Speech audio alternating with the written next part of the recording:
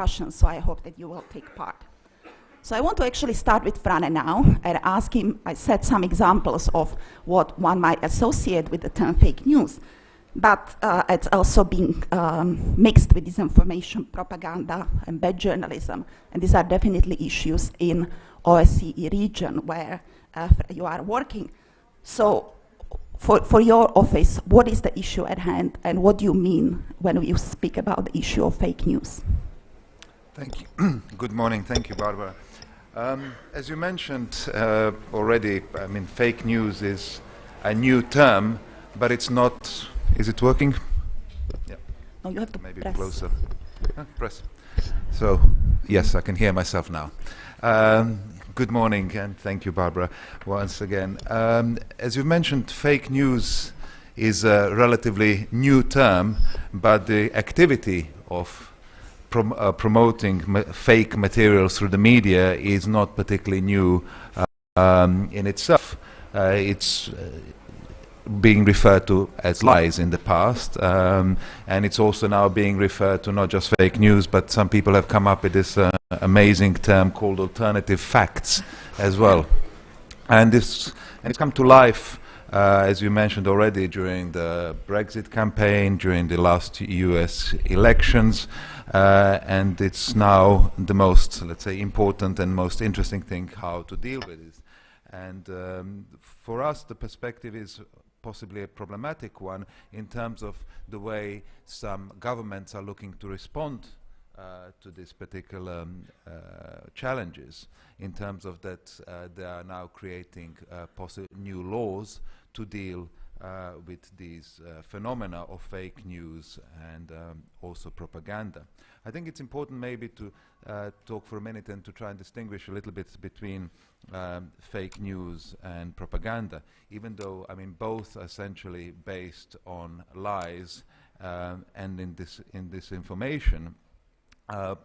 There are clear international standards, international human rights legal standards, which deal with prohibition of propaganda. Our office has done a lot of work on this particular issue, and we have quite a detailed publication on it. But I think the most important one is that the International Covenant on Civil and Political Rights in the Article 20 deals with the prohibition and the ways propaganda should or can be restricted. So does the European Convention on Human Rights in Articles 10 and 17.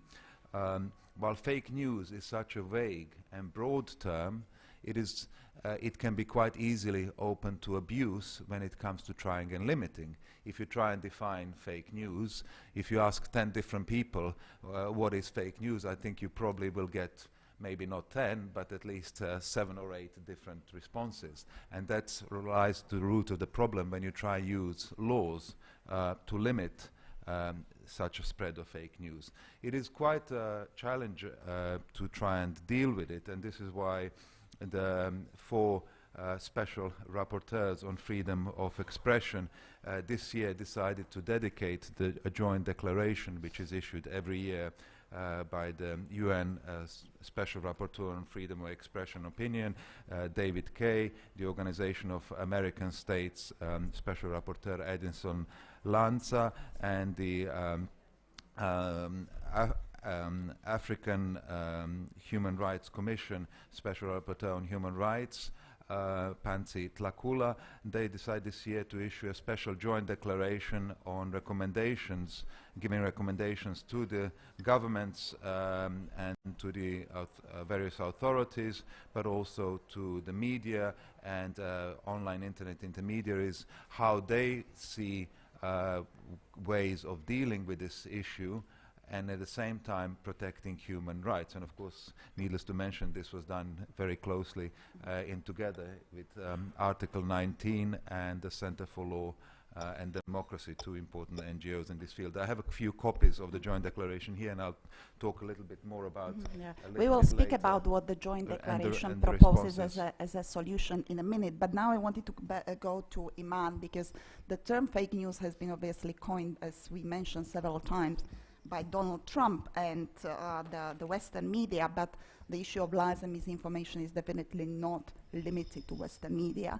And so I wanted to ask you, from your perspective, what has been the issue of fake or fake news in this region and in Indonesia specifically?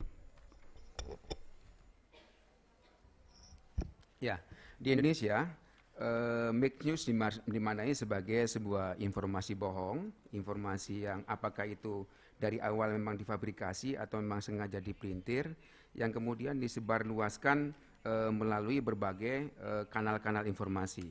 Dan saya pribadi cenderung melihat fake news ini, saya lebih banyak mengacu bahwa memang fake news itu rentangnya sangat lebar. Dari mulai sekedar satir sampai isu yang difabrikasi. Dan dalam konteks seperti ini sesungguhnya Indonesia sekarang berada dalam tahap yang sangat serius. Bahkan sekarang kalau kita lihat perkembangannya, yang bicara soal fake news bukan lagi kalangan media atau masyarakat, tetapi juga sampai kemudian Presiden pun dalam berbagai kesempatan selalu menyinggung soal fake news ini. Pada awalnya sebenarnya fake news ini kita melihat adalah soal kompetisi kebenaran yang kemudian tersaji di platform media sosial versus media mainstream. Awalnya hanya begitu, sehingga kemudian orang masih percaya bahwa untuk mencari kebenaran tentang apakah itu fake news atau bukan bisa melalui media mainstream. Tetapi kemudian fake news ini menemukan dimensi lain pada saat kita memasuki kontestasi politik. Sebagaimana kita ketahui, Indonesia memiliki wilayah yang sangat besar, ada 34 provinsi, ada 514 daerah tingkat 2, dan itu mereka secara bertahap melakukan pemilu, election, local election. Dan pada saat terjadi local election, maka kemudian fake news ini menemukan dimensi baru, dimensi politik yang kemudian membuat dia berkembang dan tumbuh dan berbiak dengan sangat cepat. Dan ini kemudian menjadi sebuah hal yang ancaman yang akan terus-menerus bagi kita, karena tahun ini saja kita melakukan 101 pemilu lokal. 7 diantaranya level provinsial, dan sisanya adalah level distrik. Kemudian tahun depan, tahun 2018 akan ada 171 pemilu lokal, dan kemudian berikutnya tahun 2019 akan ada pemilu presiden dan juga pemilu parlemen. Ini akan membuat kemudian kita dari tahun ke tahun akan berhadapan dengan persoalan fake news. Dan kemudian ini menjadi persoalan besar pada saat kemudian fake news ini terkait dengan isu-isu bukan hanya sekedar isu politik ansih, tetapi kemudian digali sampai kemudian dilekatkan dengan isu-isu yang lain, termasuk isu sentimen agama, ras, dan sebagainya. Ini menjadi hal yang sangat serius sekarang. Nah, kemudian perkembangan selanjutnya adalah bahwa fake news ini bukan hanya mendapatkan konteksnya dalam soal politik lagi, tetapi kemudian sudah mulai mengancam eksistensi pers sebagai pilar keempat demokrasi. Karena kemudian kita banyak menemukan bahwa fake news yang awalnya hanya berkembang di media sosial, kemudian diadop begitu saja masuk media mainstream tanpa proses verifikasi, yang kemudian memunculkan anggapan di kalangan masyarakat bahwa media pun sudah tidak dipercaya lagi. Ya. Jadi ini yang membuat kemudian terjadi delegitimasi fungsi media, yang awalnya media itu bisa menjadi sebuah alternatif untuk mencari kebenaran tentang fake news, tapi kemudian sebagian media justru berpartisipasi dalam menyebarkan fake news, sehingga kemudian terjadi delegitimasi media. So it was mentioned already several times that actually the period of election is when the lies come to the spotlight, and politicians are probably the ones to blame. So probably we are not rightly placed here to discuss this in relation to the journalists. So we should probably speak about how to stop fake news from the political parties. But also it has been, I think, clearly established, not only from what I said at the beginning, but also what Frane and Iman said, that the beauty is in the eyes of beholder when it comes to the definition of fake news, and it can be anything. and it's not new. But what comes new is that the social media and how this spreads out on the social media, and Facebook has been on the receiving end of the criticism in terms of how to deal with lies on Facebook. So I wanted to ask Onye, why is this priority for Facebook, and what do you do when you deal with the issue of fake news? Great. Thank you so much for the opportunity to appear on this panel and to talk to all of you today. My name is Anya Kerr. I represent Facebook and our journalism partnerships all around the world. Up until a year ago, I was managing editor of Storyful. It's a social media news agency. Hopefully some of you have heard of it. I spent 5 years. I'm thinking a lot about this topic today, like primarily as a social media news agency. What we were trying to do day in, day out was verify what was real and trustworthy and debunk the content that was fake and untrustworthy. And before that, I spent about 7 years as a current affairs reporter and a political correspondent in the Irish Parliament. So you can probably spot the Irish accent, and raise your hands at any point if I do go off on a little tangent with this Irish accent. But I basically come from traditional journalism, went into new media with Storyful, and now find myself in Facebook for the last year, and in a company that takes this issue incredibly seriously and take our responsibilities very seriously. And you need only look back at Mark Zuckerberg's community letter, all 6,000 words of it in recent weeks, to really understand our commitment to tackling this issue.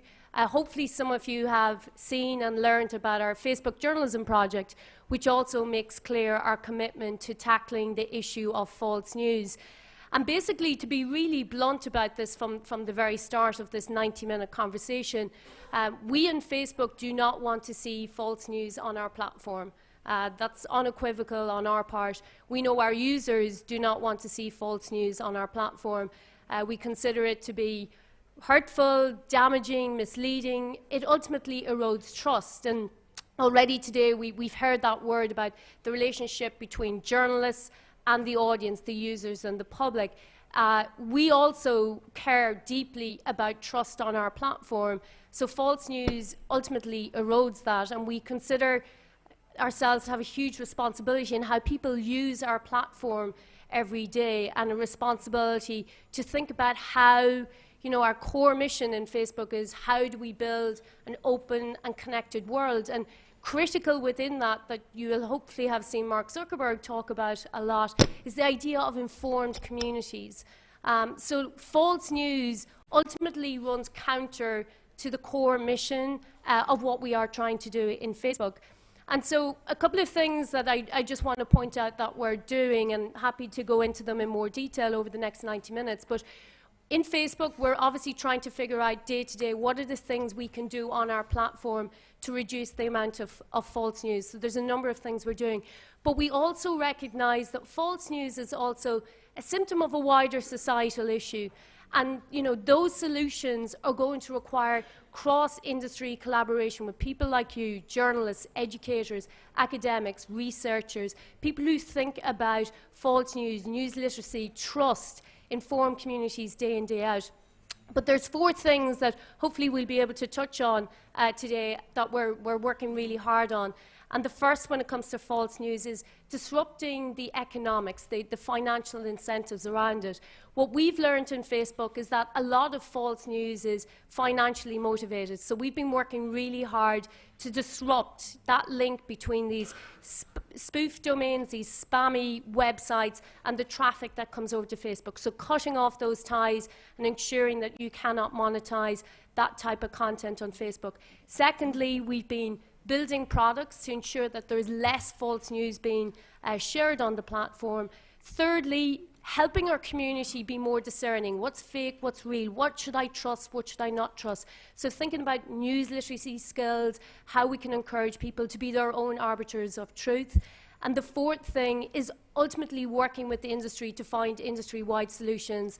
And we just announced in recent weeks the launch of the News Integrity Initiative, which is a collaboration with platforms and publishers, universities, third-party organizations all over the world.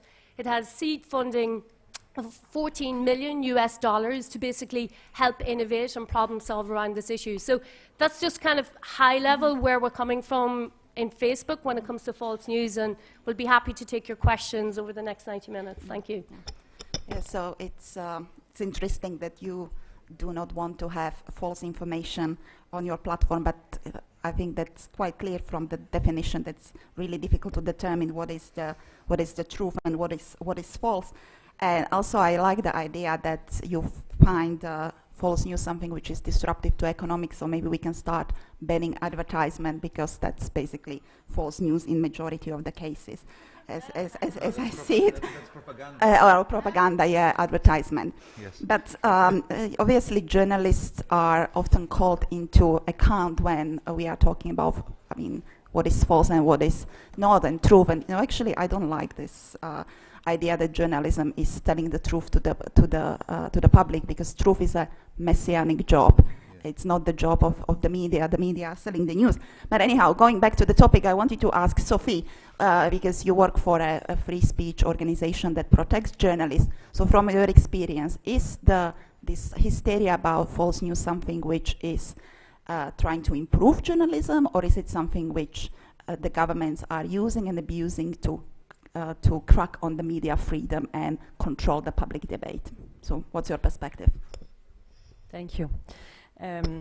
I think first, just to say that I agree with what was said before, that there is no clear definition of fake news. We don't know what is it, and that's why when you have to look at the reaction of governments, their responses to fake news can depend on the definition they give actually about fake news.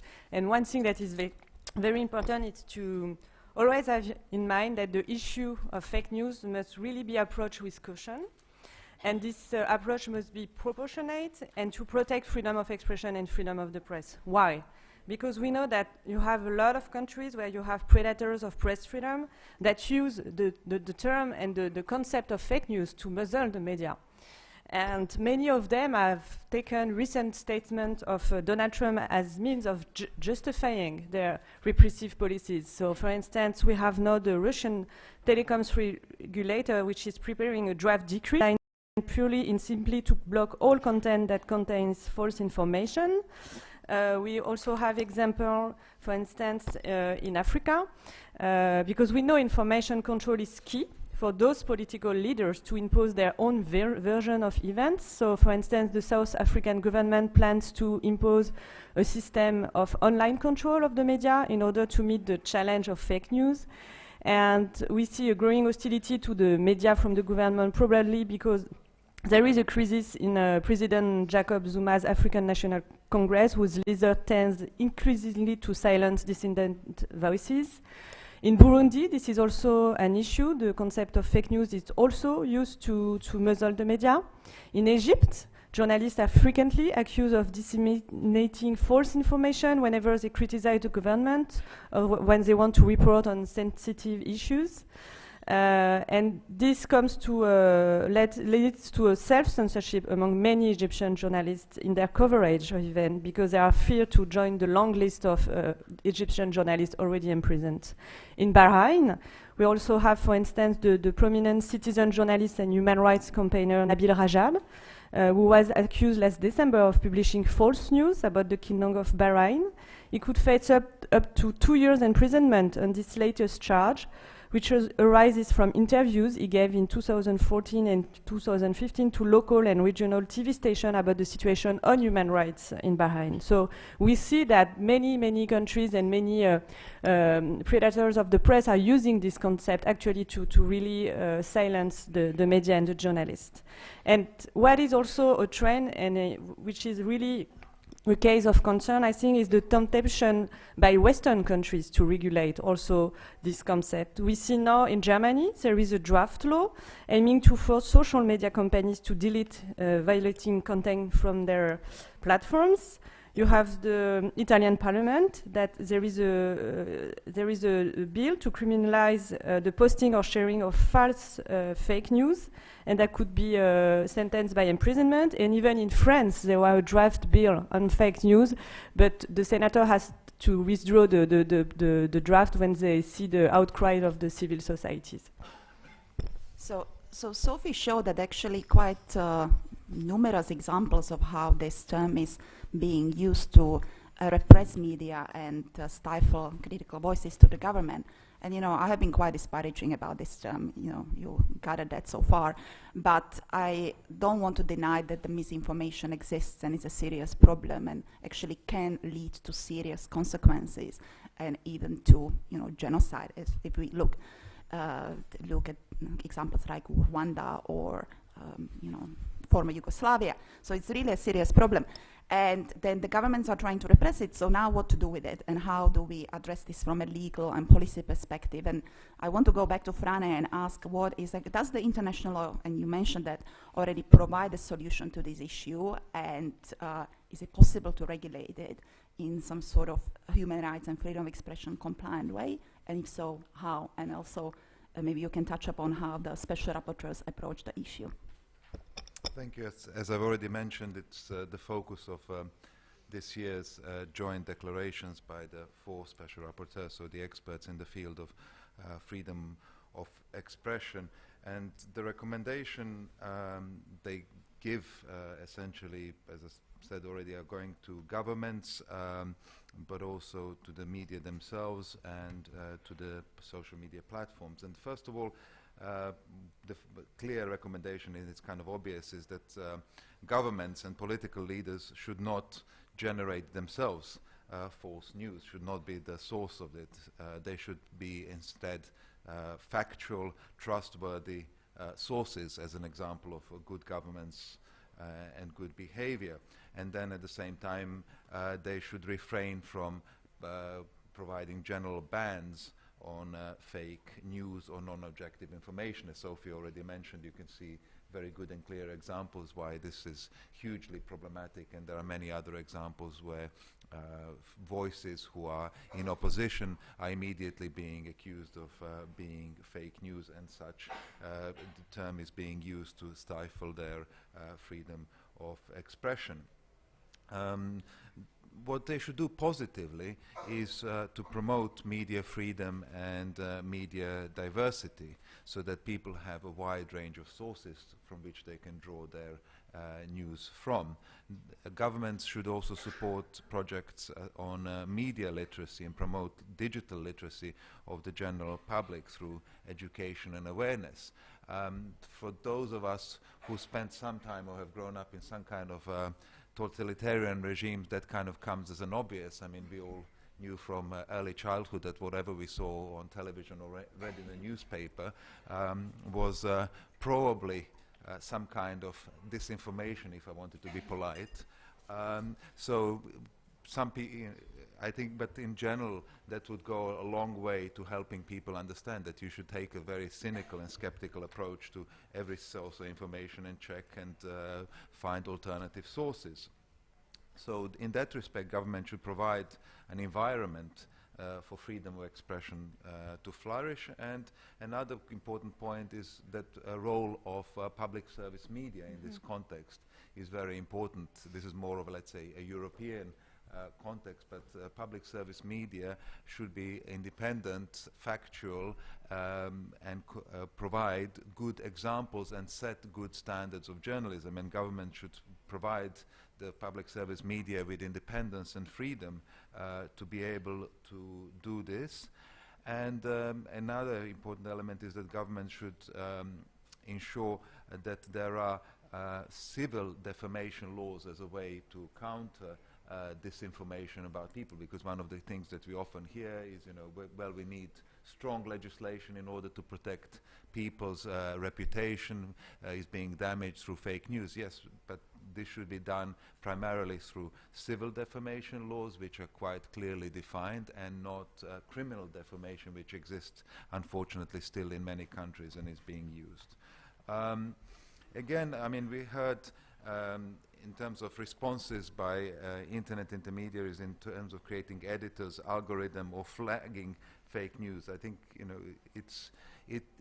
it can be very positive that people are looking at this issue, and of course I think we welcome very much the inclusion of the non-governmental sector of journalists in this issue.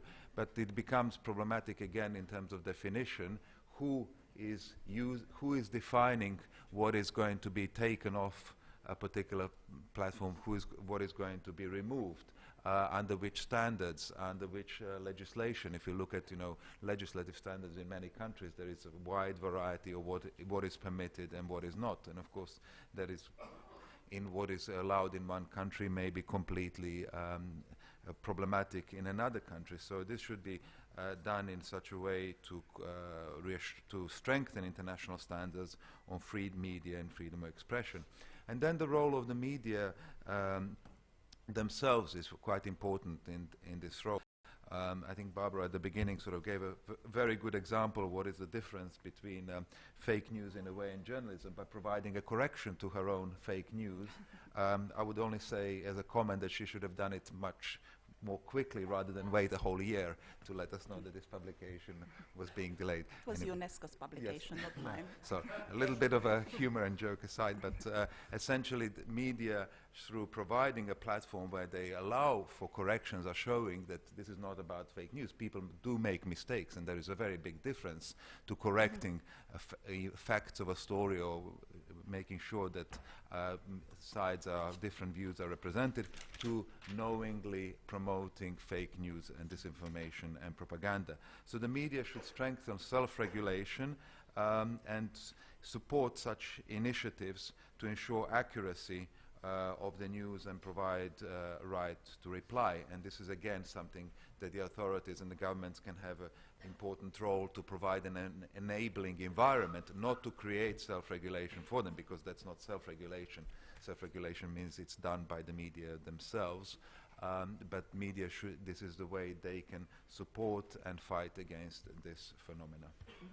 Okay. So the joint declaration is actually a piece of literature which I would encourage all of you to read it, because people, whenever people ask like what to do with fake news, I always refer them to this joint declaration, so that will resolve all our problems and highlights all the issues and the responses. So it's, and a copy is over there, but it's I only also have 20 copies. Oh, okay, well it's more than that, but it's on the website. available on the website. Yeah. So as we know, we said before, and Frane mentioned, the social media have been on the receiving end of this problem, and the special rapporteurs also recommend to the social media and intermediaries in general certain steps how to deal with this issue. So I want to go back to Anya and ask what's your take on this, and also whether you think that you are really, as a social media giant, whether you are really best placed legally and also institutionally to decide what information is true and false, and understand the problem and address it through technology, but also touch on this issue that the social media business model is based on advertising model which preferentiates certain types of news and makes the news visible and findable, and how you deal with from a technology perspective and how you are addressing this problem. Okay, great, thank you.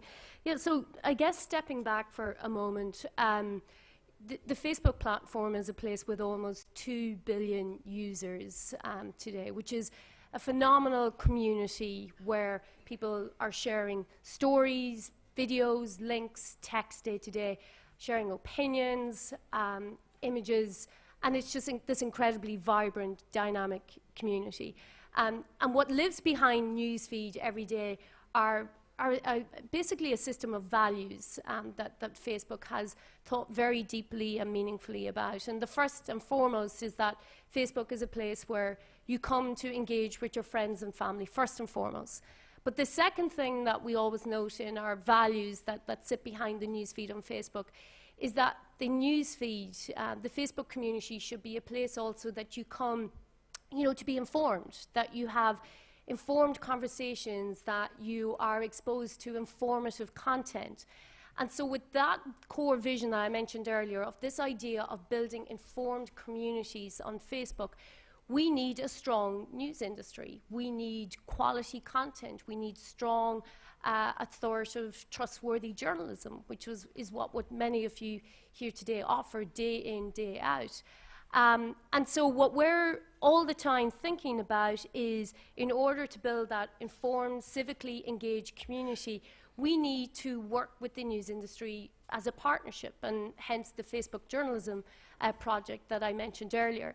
And under all of these initiatives, when we talk about what does it mean to have trustworthy content, what does it mean to elevate the good actors and the quality content, it has to be a really holistic approach. It's not enough just to say we're going to work with third-party organizations as we do in the United States to dispute content. It has to be more holistic, where we think about sensationalist content, clickbait, spam, and all of these other things. So to talk you through, just to give you an idea of some of the things that we're thinking and testing at the moment when we talk about creating products to reduce the amount of false news content that's on the platform. So first and foremost, one of the interesting tests that we've been doing in the United States, and I myself am based in New York, is around empowering the community themselves. If any of you go into your news feed today, you'll see a little right-hand grey arrow, and you can drop that down on a piece of content, and you can say, I think this is spam, I think this is false news. You're kind of asked, you know, what makes you uncomfortable about this piece of content? So all of you can do that, and that brings it to our teams around the world 24/7 to look at. But in the US, we're doing a test at the moment that when somebody flags that they think that this is a piece of false news content, what is happening at that point is that it's being filtered across to a Facebook team of researchers who are doing some initial work to see, is this a potential spoof domain, somebody purporting to be a reputable, trustworthy publisher versus a personal post. Where they think maybe it's this spoof domain, a spammy website, somebody who maybe has not got good intentions, potentially a bad actor, it's going across to 5 fact-checking organizations in the United States who are then going through their own rigorous protocols and principles. They're doing journalism to decide, is this the worst of the worst hoax, false news content? If 2 or more of them decide, yes, it is, a flag goes on it that this has been disputed by third-party fact-checking organizations. And the AP, Snopes, PolitiFact, these organizations can attach an article giving the factual position. What happens under this test in the United States is that that content can then be downranked, and you cannot monetize it. You cannot run ads on it. So that's one test that we're running in the United States to try and understand, would this work in other markets? Is this something that's scalable? But the other things that we're thinking about that are scalable, apart from that community empowerment, is also thinking about what does it mean to do informed sharing. And we've done a lot of research to try and understand, when a lot of people click into an article and they don't share it, and you know, fewer people are actually sharing something that they read, what is that saying to us in Facebook and to those who think about the newsfeed?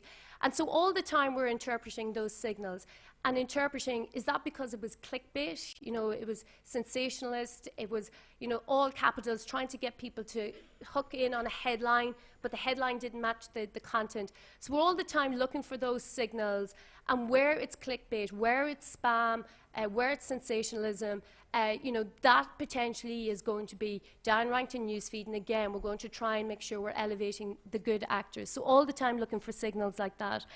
The other thing that we're all the time thinking about is that under false news, this is a complex issue. It requires holistic thinking on our part, is the idea of, rather than just when somebody clicks in and reads a story and maybe it confirms their own bias, it confirms maybe their own political viewpoint, the instinctive thing all of us might sometimes think about is, well, let's serve up somebody an alternative opinion, an alternative story to that.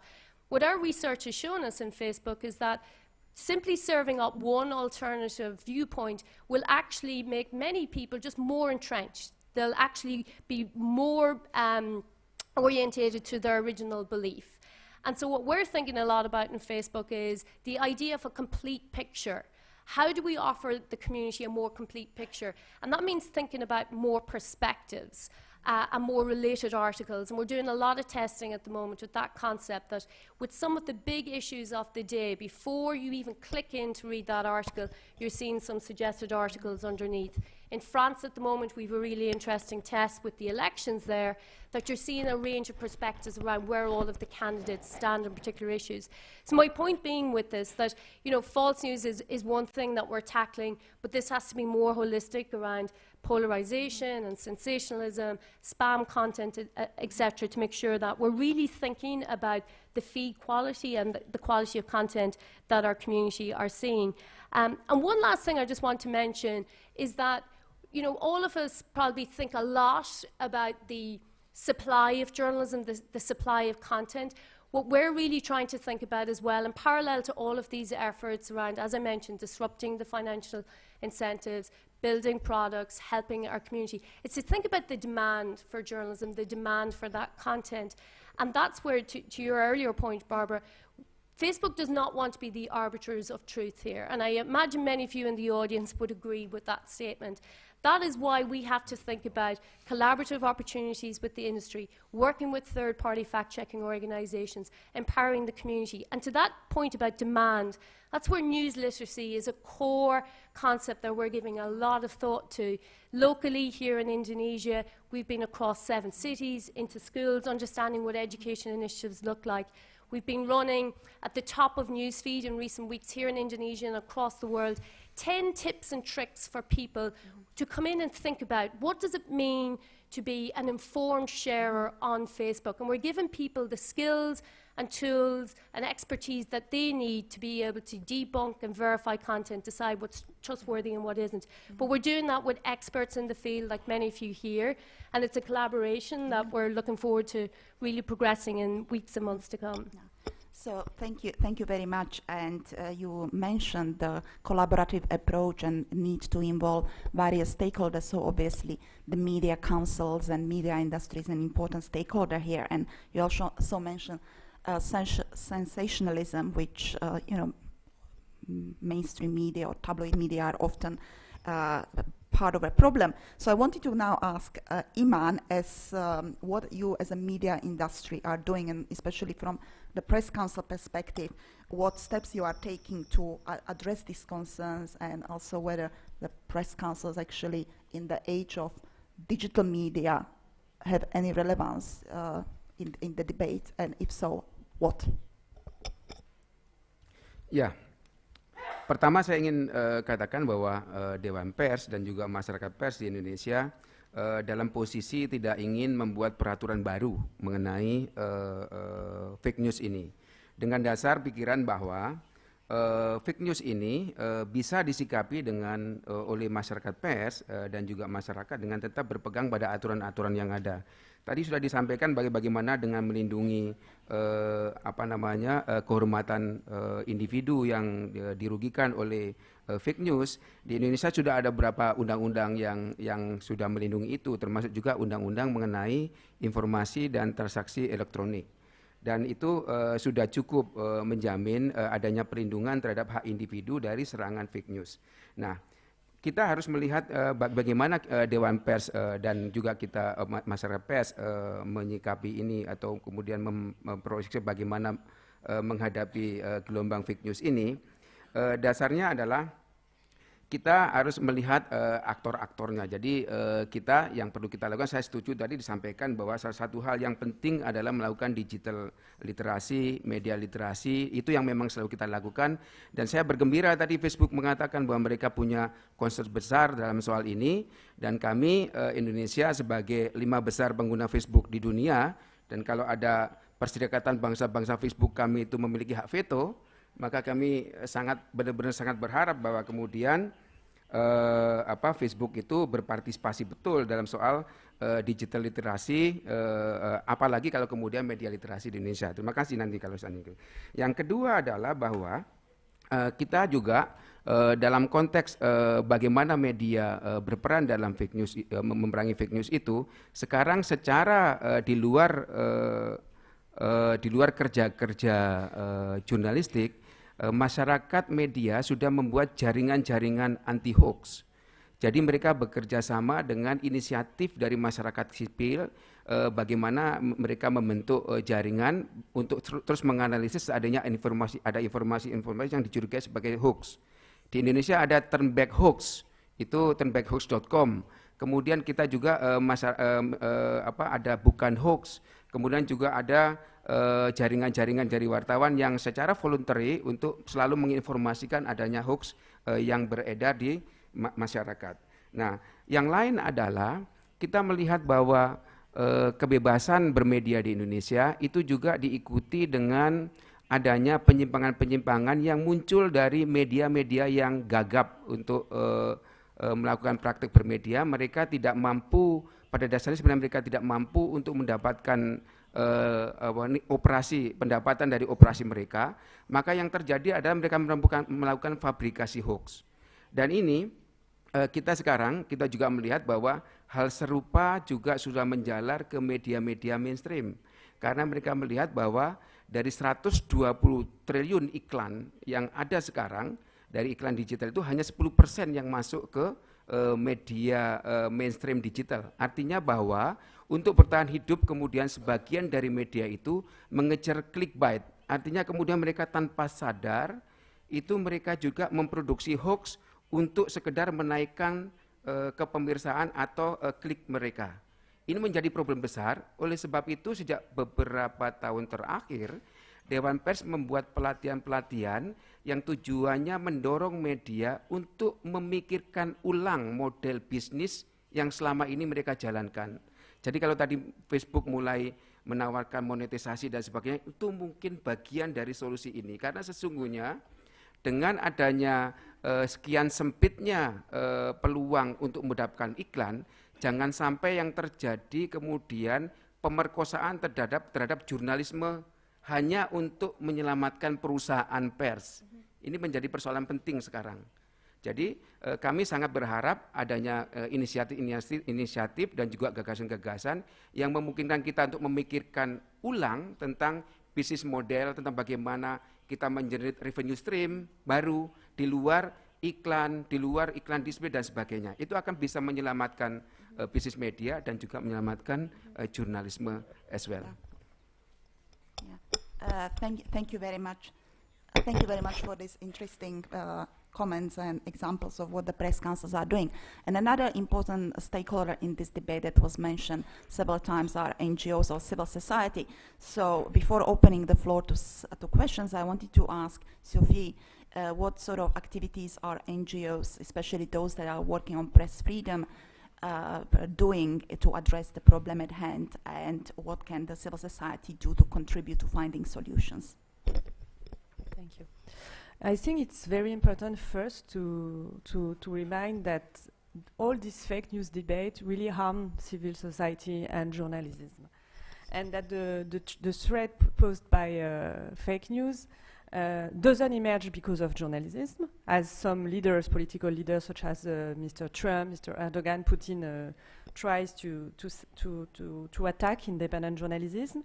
And then if we have this debate, it's why? Because you have first war of information, you have also an economic model of social platform that is driven by an algorithm that is driven more by the click than by the quality of the content. So you have all this context. And in the past few months, we have witnessed the booming creation of initiatives aiming at checking mainly the information in order to counter fake news. And what we see is that there is no very long list of sometimes overlapping and interconnecting initiatives of which the scope is very difficult to get. There are platforms, not-profit organizations, university-based initiatives, consortium of professional journalists. And the question we can ask ourselves today is how to deal with all those projects, how to know which of them detain the truth, or which one is the more accurate than the others. And we are supposed that other projects are to come. And just in a few words, because I won't tell about all the initiatives because there are so many, but we have, of course, fact-checking initiative, which is not new. We saw it already in 2008, for instance, for the presidential election in the USA with the PolitiFact project. You could have many examples, for instance, in Ukraine. In Ukraine, you have, for instance, a fact-checking platform from civil society that is called Stop Fake, that was created in 2014 to fight against the propaganda by the Russian government. You have many initiatives that were made at the beginning by the university programs, by journalist consortium or not-profit organizations such as Corrective in Germany, which is the first non-profit newsroom dedicated to fact-checking. You have Africa Checked. The EU also is trying to play its part, so they funded a project, the FAME project. Some European university gathered to develop an algorithm which would be able to automatically verify an information and grade it, which can be doubtful, but let's see. But I think what is new is also that the internet platform, as we saw with Facebook, is entered the game. And they did, now you have many association, collaborative approach. I think it's an asset sometimes for the newsroom and the fact-checking organization because it makes it easier for them to hunt the fake news. It also allows this giant tech platform to clean up their public image by showing their will to change. And so you have all this initiative we already talked about, the International Fact-Checking Network, the First Draft News. You also have the funders of Wikipedia that just announced a few days ago that they're going to raise funds to publish articles which will be double-checked by professional journalists and volunteers. And on top of this fact-checking initiative, you have all what is developed about media literacy. And so fact-checking is very often accompanied with tools and books for the media consumer. We talked already about that. And all this effort, I think, we have to welcome. And it's always easier to criticize than to act. So I think it's very important, I think, to have all these stakeholders to get to meet and to really think about what has to be done. But it is actually very difficult to find the right solution. And for instance, when you think about fact-checking, now what we see, it's also war information, war of fact-checking. You have Russian Today at its own fact-checking website. Now we have the extreme right party Front National in France develop its truth cell. So we also see that fact-checking is time-consuming. You also have the problem of the filter bubble, where people who want to check fact websites are the ones who believe in fact-checking. And at the end, what we can say also is that the validation of information is the integral part of journalism. You don't have journalism if you don't fact check. And we have to be careful that all these fact-checking initiatives don't devaluate and don't disintegrate the journalism further. So this is a really tricky issue. I think we don't have the whole solution. I think that the holistic approach is the approach we have to have. We have to be very careful not to promote self-regulation and not to promote privatization of censorship. We need to encourage media literacy, but we also need the giant tech platform to go beyond, because what is a problem also is the lack of verifiability and context of the source of information of tech platforms. We also have the lack of transparency of algorithms and how they work to create feeds. The user should know how the political parties and other interest groups spend on advertising on particular technology platforms. So I think there are many ways to really improve the way people get access to information and know the context of information. Thank you so much. I was not aware that we actually need to start fact-checking on fact-checkers. So that's another project probably somebody can start. But thank you so much for all these interesting presentations and contributions. So I now want to open the floor to questions, and I would like to ask you to be brief and to actually ask a question instead of making a speech, because I will stop you if you do so. So let's start here. I will take a few questions. So you, then Rohan, and then gentleman at the back. And you actually need to go to the mic.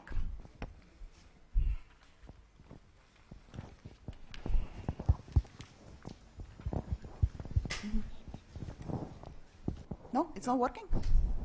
Yeah, it's working. Yeah.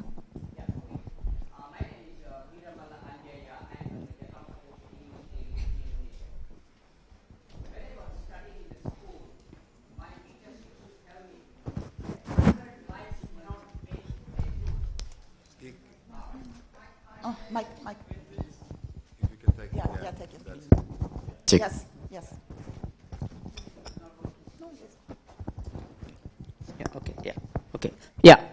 My name is Viramala Anjaya. I am from the Jakarta Post newspaper.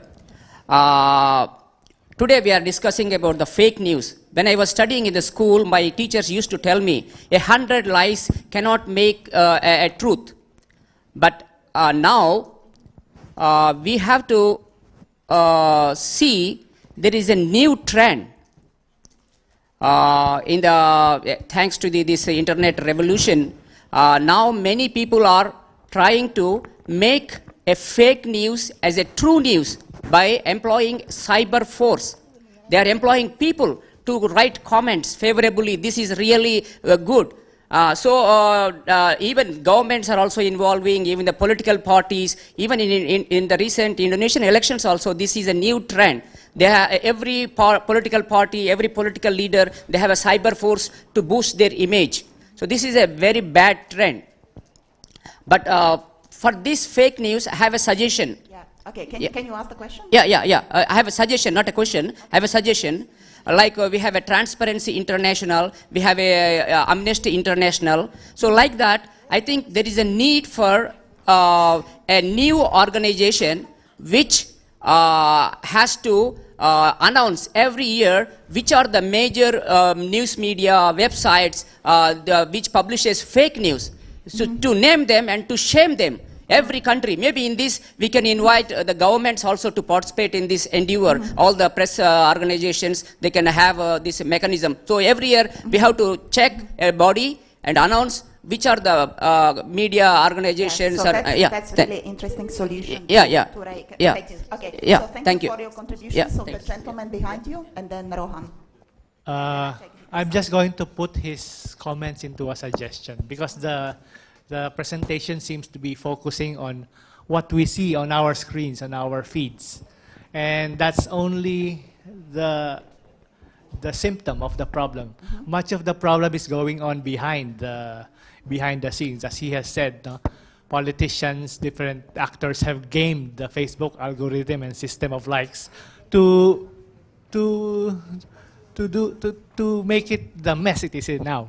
No? So the question is, what can you propose to be done on this end to address that problem of gaming the system? Like, for example, there's this controversy in Cambodia between the top politicians of the land about the 3 million likes of the prime minister, and it was found that some 20% only came from Cambodia. The rest came from Philippines, from India, from Ukraine. So that's an industry in itself. What can be done about that?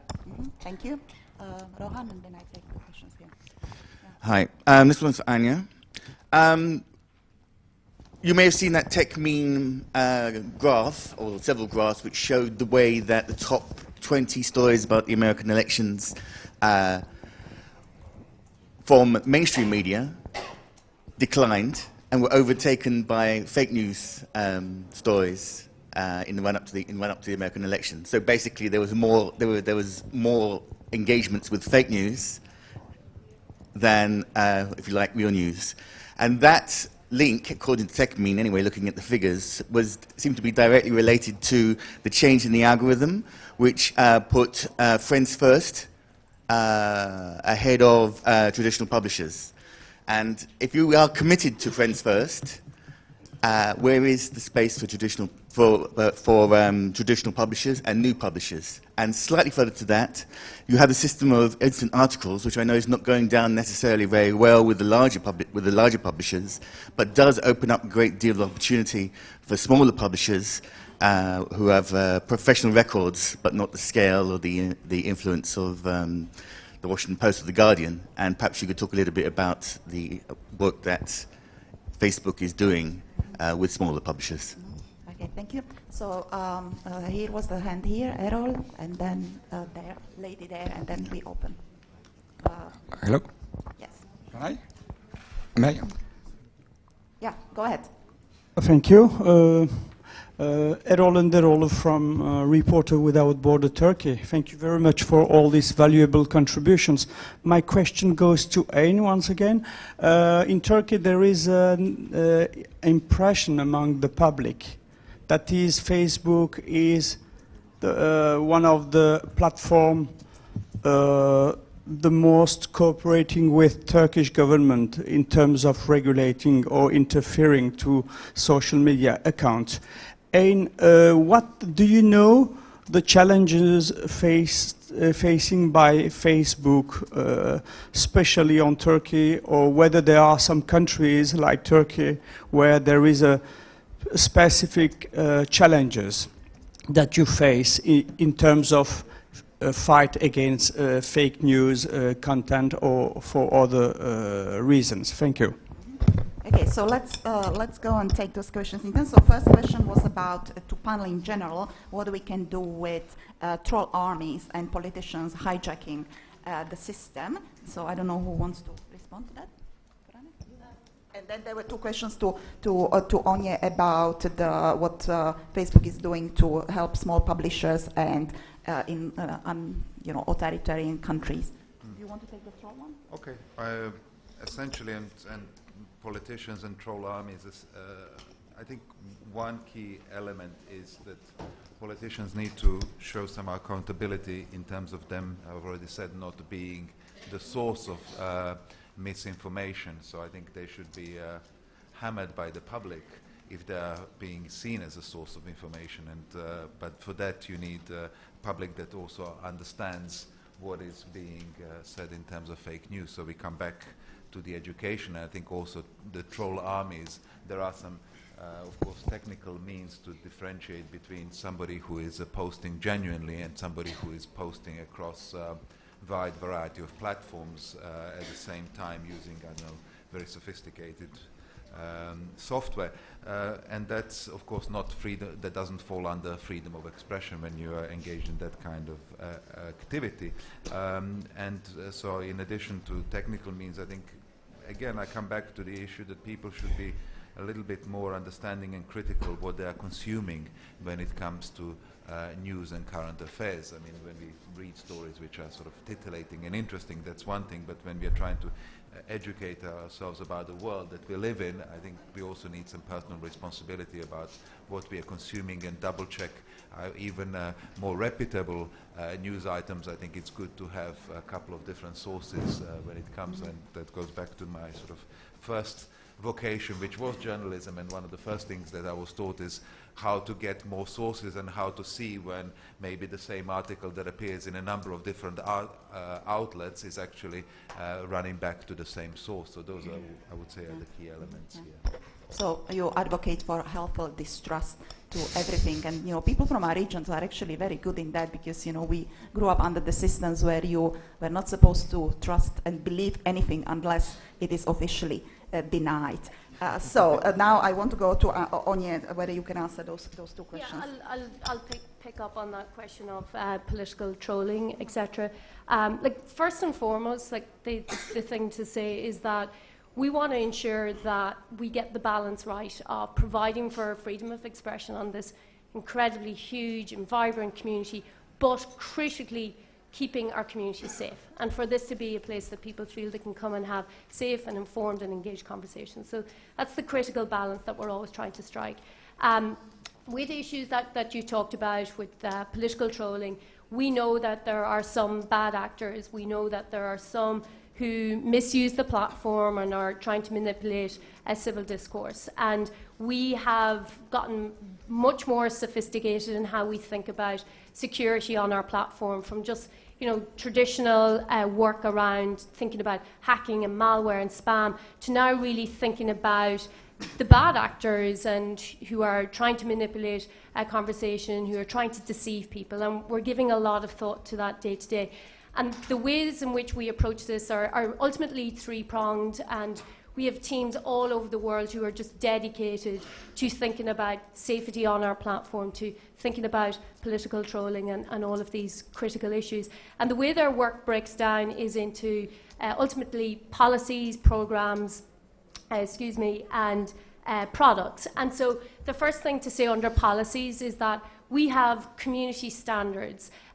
What I mean by that, to tease it out, is that Facebook is a new platform. With that comes new responsibilities, and we have to take responsibility for how people use our platform day to day, and that is ultimately governed by our community standards. So we have our own rules that apply to how users engage around hate speech and bullying and harassment and credible threats and things like that.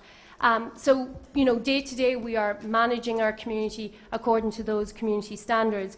The other thing to say around products then is that we work very hard to this particular question of political trolling to identify as early as possible and remove fake accounts, because the cornerstone of Facebook compared to maybe other platforms is that it's the authenticity. You have to be a verifiable human being to operate successfully on Facebook. So we work very hard and we're all the time learning and iterating on how to identify and remove those fake accounts. And we're getting much better at recognizing particular behaviors around, you know, accounts maybe that post, you know, the same post over and over, or, you know, have a lot of spam messages going out. So we're getting better at detecting those accounts and ultimately closing them down.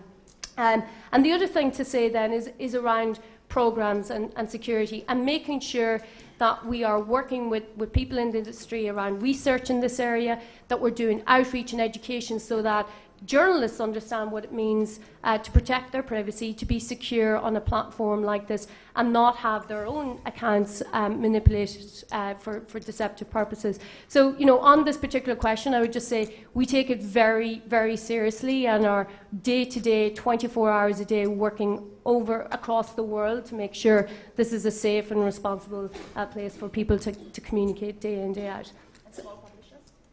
On small publishers, thank you.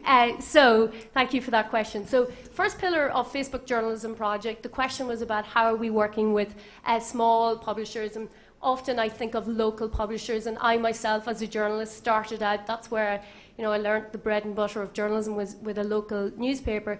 And so particularly under that first pillar, we are going out into local newsrooms. Some of you may have heard of the Knight Foundation, particularly in the US, to really understand what are the products and tools and services that local small newsrooms need that are ultimately different to a New York Times or a CNN or a Jakarta Post, and really understand those various different tension points. And so we're working really hard to do that. We've held a series of hackathons in recent weeks. We've been doing roundtables and workshops and work streams. And the Facebook Journalism Project team, we're going to be on the ground here increasingly in this market, doing that learning exercise from local publishers to really understand what can we do to be a better partner. And that ultimately means what are the products that we can build, what are the monetization strategies we need to think about? Like, I think you mentioned instant articles. Like, one thing we're acutely aware of when it comes to local publishers is that it is not a one-size-fits-all approach. We need to come with a menu, a suite of options that you can pick and choose from that is going to make most sense for you. Whether you're a local publisher who thinks a lot about video or live or text, we want to make sure we're serving you up options that are going to make sense for your newsroom. So thank you for the question, and I would say local publishers are core to everything that we think about, because for many of us, that's where journalism starts and ends. All journalism is ultimately local, and we feel very strongly about being supportive. Okay, so let's take questions here. So, lady there, then the gentleman there, and then Bach and Ricardo there. Yeah, so, yeah. Oh, okay, start first and then you. You actually guys need to go to the mic just to see some sort of... Okay, you can just start. Okay. Oh, there is no mic. Oh, it's the mic. Okay. Shall I give her? You take it. Oh, all right. Thank you. I really just had 2 quick points. My name is Paula Sliam from RT, and thank you to Sophie for mentioning the fact-checking tool we have on our site.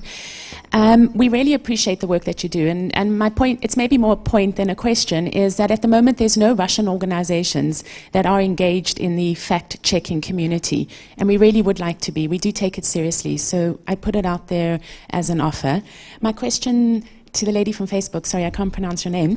One of the problems we have is with Facebook Live. Is there the opportunity to perhaps have a 10-second delay so that we can protect our community from any kind of material that could be harmful for them to see? Thank you. Okay, so then, okay. Yes, Mira Milosevic from Global Forum for Media Development. Thank you for your contributions. It's interesting that we haven't mentioned the economic model for news, and that's behind our ability to produce high-quality news content.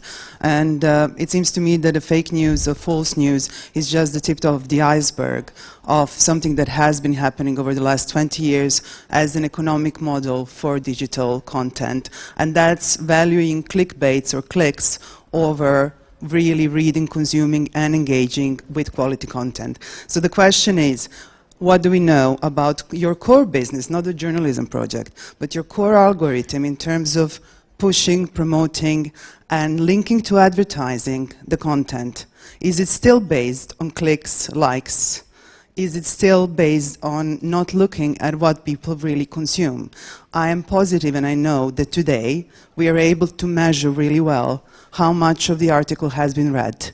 I'm not talking about points of view, diversity, I'm talking about the value. And until we pair content that has been consumed from the top to the bottom, that has created a really strong engagement of the audiences, and that's the content that's usually high quality content. Until we pair that with economic value, and until we pair that with advertisement, we're not going to get anywhere. I'm sorry for being long, but I think it's a really important point. Okay, so then the gentleman, blonde gentleman, and then Ricardo. Or Ricardo, you start first, and then you pass the mic to the... Sorry, I can't really see you guys, so... Thank you very much. It was, I really appreciate your comments coming from you, but I have a question. Maybe we're not understanding the whole... well, not industry, but the whole phases of what we're talking about. What about opinion? Opinion is in the core. Opinion that it's social commentary, political commentary, that it's especially protected under international law. Where are you going to draw the line? I mean, it's easier to do, to categorize something as fake news when it's part of I don't know, a reportage, for example. But what about people that are actually exercising the right to their opinions? And under international law, if you're not promoting hate or you're not inciting, well, so on and so forth, you actually have the right to have deranged and delusional opinions. And I want you to if it's possible, to comment on this, because the problem is that if a censorship, prior censorship or whatever, at some point of this kind of opinions, wouldn't you say that you will be creating an underground discussion of things that should be out in the open to be confronted? I mean, to be confronted, to be debunked. So, I mean, could you comment on that part? And also, I was shocked to hear about the person from Facebook about, putting adjectives about the public debate taking place in your platform. I mean, you were talking about, for example, polarization. What do you mean by that? Because, I mean, a lot of dictators use that kind of wording when they actually are witnessing what is called, a vibrant public debate. Okay, so thank you. That opinions. was several questions. Can you pass the mic to Mr. Trump? Thank you.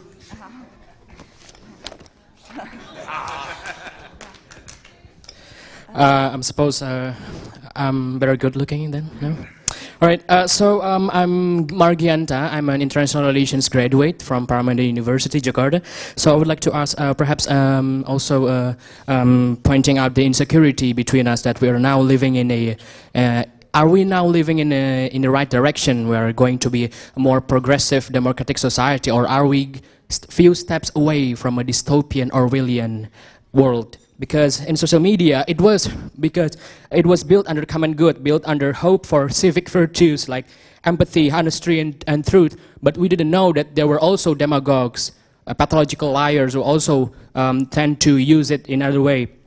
So the problem occurs when the people in power are using the social media, and not only from the government, but also from the private sectors who also own the social media themselves. So, like for instance, anti-critics politicians with who are pointing out fake news, like this person, and then self-serving civic vice, like a racist, xenophobic, sexist remarks, and also some social media corporations, I'm sorry, that allegedly also have issues with our privacy, personal information for advertisement.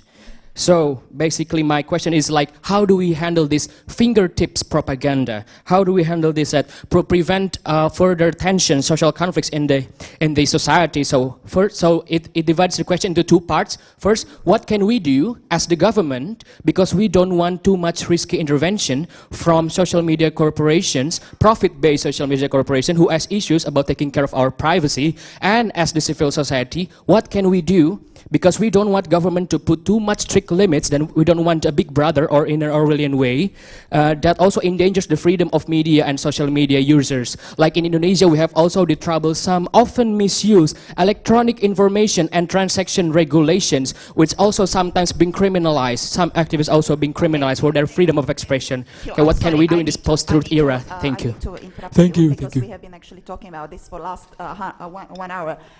So I'm kind of puzzled by your question, to be honest, but thank you for raising it. Back the last question, and then we go. Hi, Baka Janov. I work at Columbia Global Freedom of Expression. Quick question.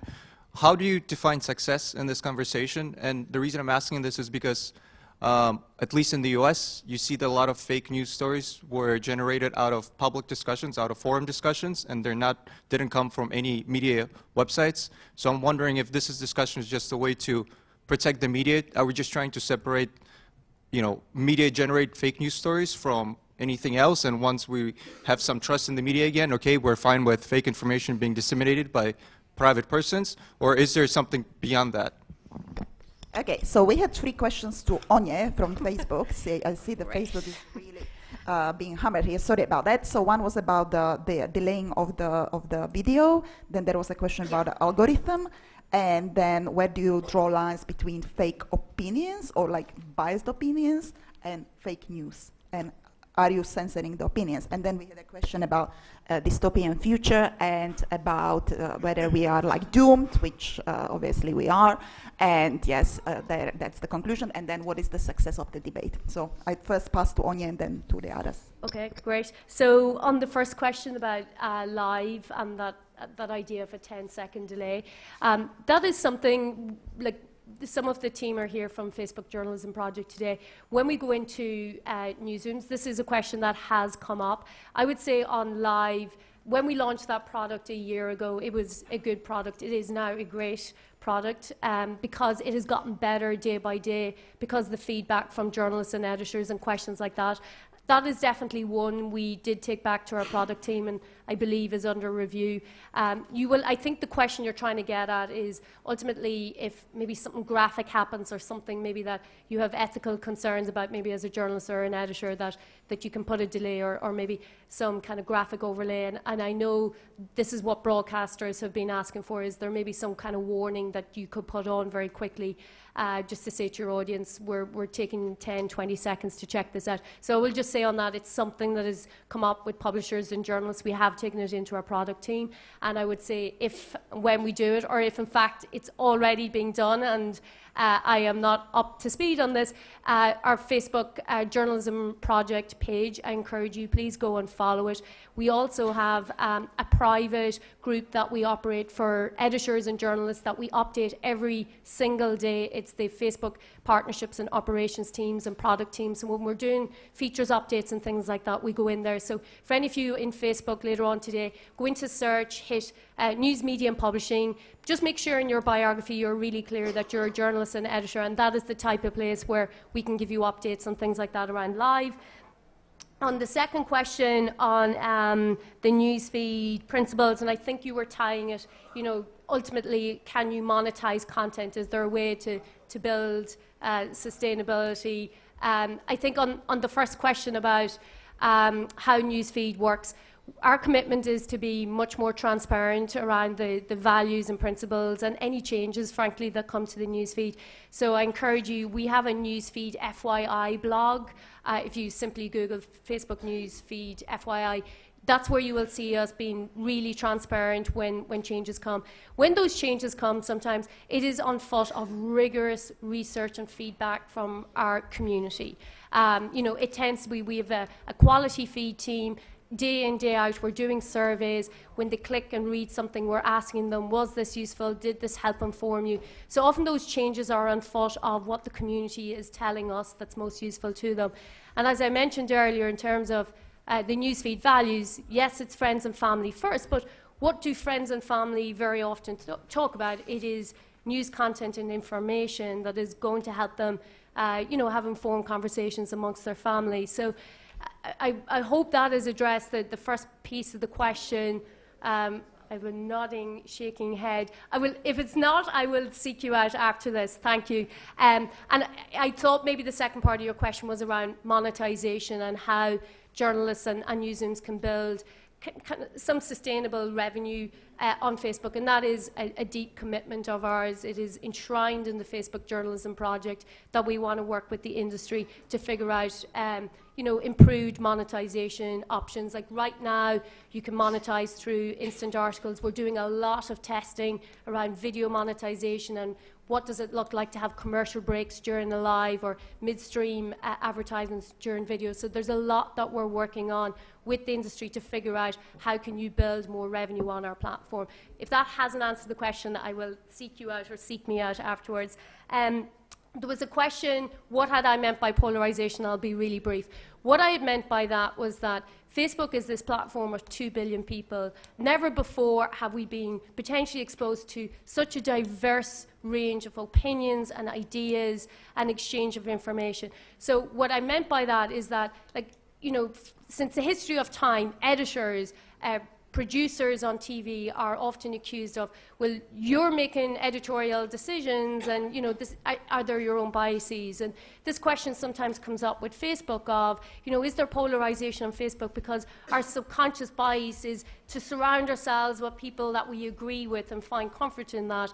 And my point that I was trying to get at is that we really want to make sure on our community that we're giving people a more complete picture, taking you sometimes outside maybe of your friends and family to a bigger and wider and more diverse community. And that's why I was talking about that idea of when you click in to read an article, you'll get maybe some suggested articles. When you read maybe a piece right now in France about the French elections, we're going to give you an array of different perspectives so you can see where do you line up. So that was the point I was trying to get at, is to give people a more complete picture of the content and news that is happening on platform. What else? How do you distinguish between biased opinion and facts? So if I put somewhere that ISIS was brought by Americans, is this false news or is this opinion? The thing again I want to be really clear on is that Facebook does not want to be the arbiters of truth. We want to obviously empower our community to flag content they believe is fake, they believe is spam, they believe is not trustworthy. And the worst of the worst hoax content, as I mentioned at the beginning, is going to third-party fact-checking organizations, not Facebook, because we are not journalists, we are not editors. That's what you guys do. And that is part of the partnership we're trying to build, is that for the worst of the worst hoax content in the US right now is to rely on third-party fact-checking organizations to do that. So we are not in the business of disseminating and deciding what is fact and what is opinion, but we are dealing with the worst of the worst false news content. Okay, well, I sort of disagree with you that we have never been in the period where we have been having such a diverse opinions, because some argue that we are actually coming back to coming to the end of Gutenberg parentheses, and then we are going actually to the period before the print press was invented and where the media were controlling the stream of information, and we are going to be the future is going to be medieval, not medieval, but going back basically to medieval ages. And that's actually a theory that is quite interesting, and I encourage you guys to check. But I want to actually close with this last question, which was put by Bach, about where we see the success in these debates and what actually are we talking about and what do we want to achieve when we are talking about tackling this problem. So I want to give each of our panelists maybe skip Facebook, because you have been already on the receiving end of a lot of questions. So what do you want to achieve with this debate and what we are actually ultimately trying to get? Well, I'll repeat myself. In essence, I think we want to get an informed audience primarily, an audience that is educated and understands how they're consuming media. We want to have more responsible governments in terms of protecting freedom of the media and freedom of expression and not abusing the term fake news to clamp down on freedom of expression? I would say that the first thing to remind that the legal response is not the right response to fake news, that privatization of censorship through tech giants is not also the solution, that we need to encourage media literacy, to empower media consumer to be educated to media pluralism, to checking the source, but also we need to promote a high quality journalism and to really help the journalist community to face this crisis. Ya, masalah fake news adalah masalah kita bersama, dan oleh sebab itu kita semua harus sama berbuat bersama, mulai dari masyarakat, media, dan juga kelompok-kelompok sipil yang lain, termasuk juga pemerintah. Dan sekali lagi bahwa fake news ini akan bisa kita atasi kalau dalam konteks media adalah kalau media kekeh dan mau menjalankan prinsip-prinsip jurnalistik dan kode etis jurnalistik tanpa syarat, dan juga kemudian menyikapi perkembangan yang terjadi termasuk tantangan-tantangan yang muncul dari revolusi digital ini dengan kreatif, bukan dengan mengorbankan jurnalisme.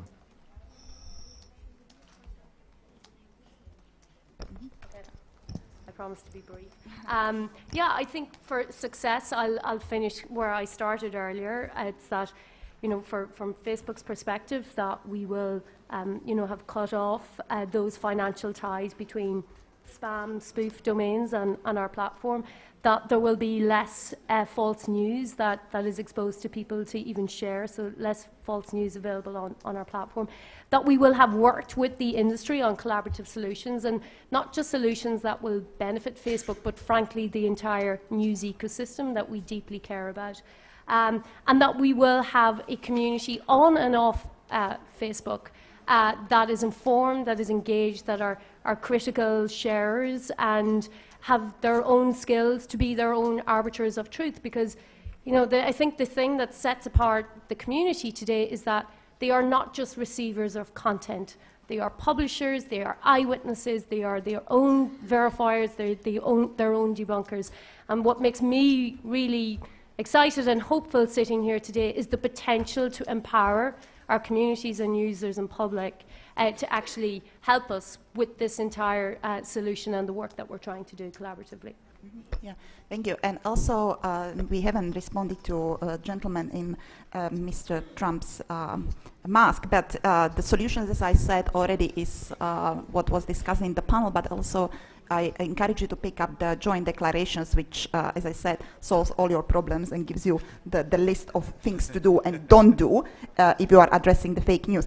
But also from Article 19 perspective, what we want is ultimate, actually underlying issue here is how to achieve pluralism and diversity in the digital space. And how we achieve this in collaboration with stakeholders, but also how to prevent the government to get restrictions, how to prevent one source of media or one source of information controllers, be it a mainstream media or be it social media giants, to control the spread of information. And I don't think that we can achieve the objective of having less false news or fake news, and actually I think it will be quite Sisyphus struggle and impossible to achieve. But I think that even if we have more false and fake news, we will have to, if we have informed and equipped citizenry who is able to distrust and check and approach the information they consume with a critical perspective, that's actually a victory rather than less falsity and less lies, because those existed since the time immemorial. But unfortunately, we are coming to the end of our session, and this is very controlled environment. So I am seeing the signs from the organizers to finish imminently. So I want to thank our panelists for their really great contributions and for their perspectives. I also want to encourage you to pick up Article 19 publications, because I don't want to carry them back to London. So please do pick them up, and they deal with obviously not fake news, but the issue issue of defamation, which is relevant with the issue of privacy. So hope you pick them up and help me. And I also want to thank UNESCO for giving us opportunity to have this panel. And panelists are going to stay around. So if you want to talk to them privately, please do so. So thank you very much.